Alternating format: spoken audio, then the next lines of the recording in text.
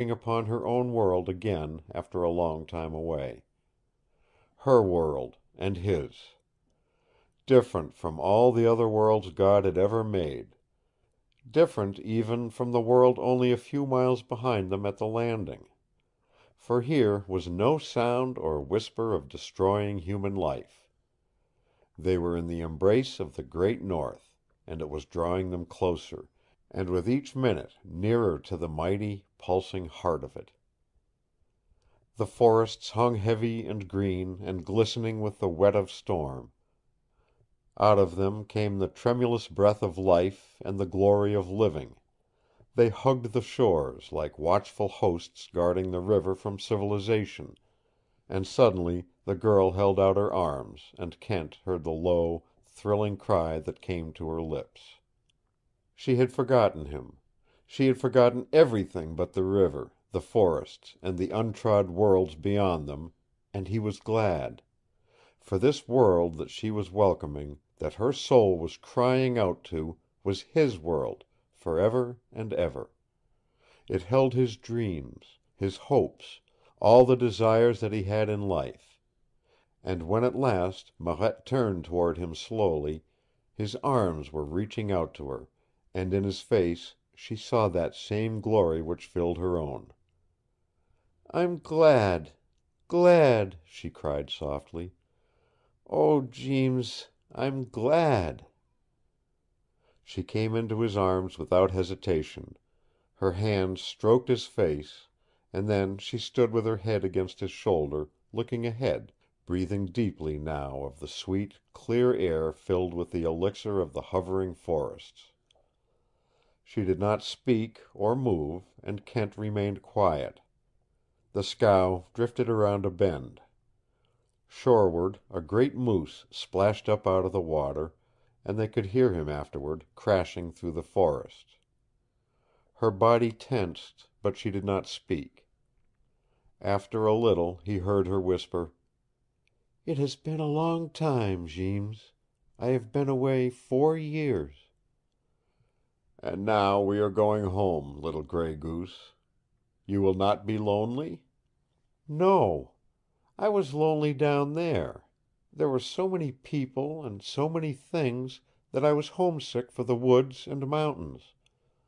I believe I would have died soon. There were only 2 things I loved, Jeems." "What?" he asked. "Pretty dresses and shoes." His arms closed about her a little more tightly.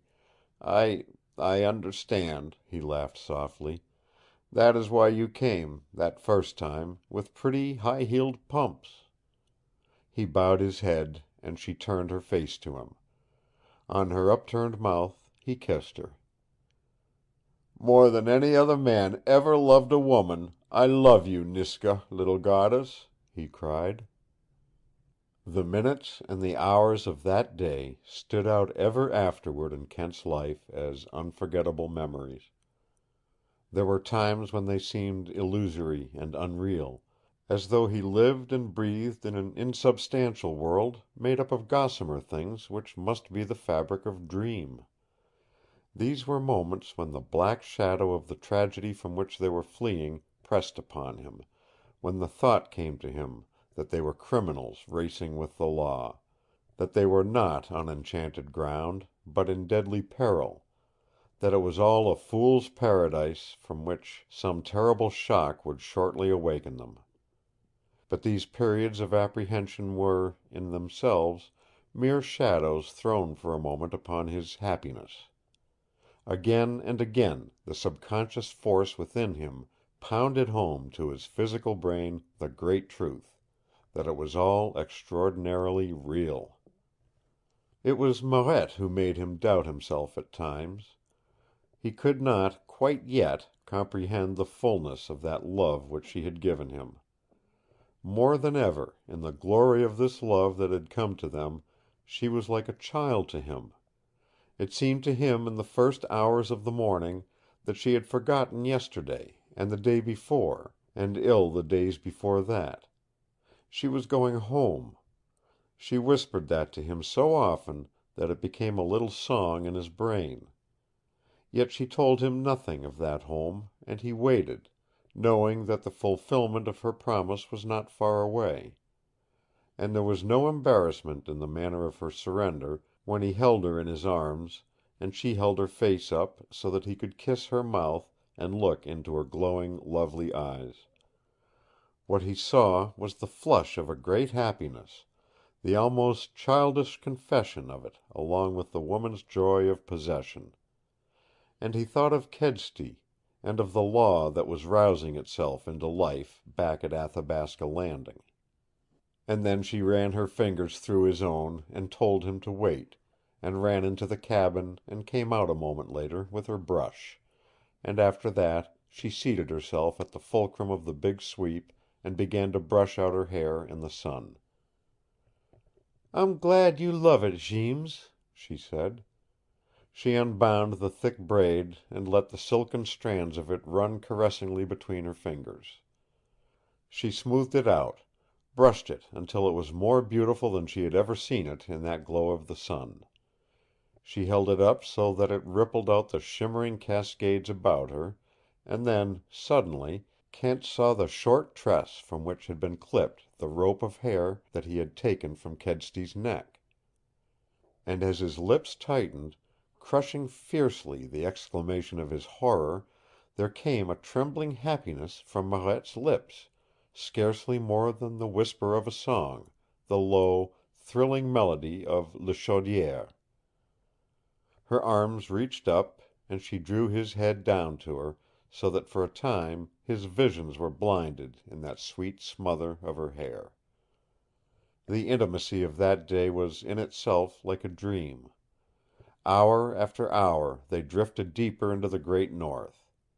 The sun shone. The forest-walled shores of the river grew mightier in their stillness and their grandeur, and the vast silence of unpeopled places brooded over the world. To Kent it was as if they were drifting through paradise.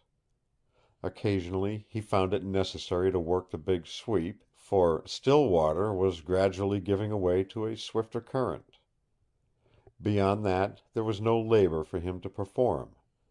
It seemed to him that with each of these wonderful hours danger was being left farther and still farther behind them. Watching the shores, looking ahead, listening for sound that might come from behind, at times possessed of the exquisite thrills of children in their happiness, Kent and Marette found the gulf of strangeness passing swiftly away from between them. They did not speak of Kedsty or the tragedy, or again of the death of John Barkley. But Kent told of his days in the north, of his aloneness, of the wild, weird love in his soul for the deepest wildernesses, and from that he went away back into dim and distant yesterdays, alive with mellowed memories of boyhood days spent on a farm. To all these things Marette listened with glowing eyes, with low laughter, or with breath that rose or fell with his own emotions. She told of her own days down at school, and of their appalling loneliness, of childhood spent in the forests, of the desire to live there always. But she did not speak intimately of herself or her life in its more vital aspects. She said nothing of the home in the Valley of Silent Men, nothing of father or mother, sisters or brothers. There was no embarrassment in her omissions. And Kent did not question. He knew that those were among the things she would tell him when that promised hour came, the hour when he would tell her they were safe. There began to possess him now a growing eagerness for this hour, when they should leave the river and take to the forests. He explained to Marette why they could not float on indefinitely. The river was the one great artery through which ran the blood of all traffic to the far north. It was patrolled. Sooner or later they would be discovered. In the forests, with 1,000 untrod trails to choose, they would be safe. He had only one reason for keeping to the river until they passed through the Death Chute. It would carry them beyond a great swampy region to the westward, through which it would be impossible for them to make their way at this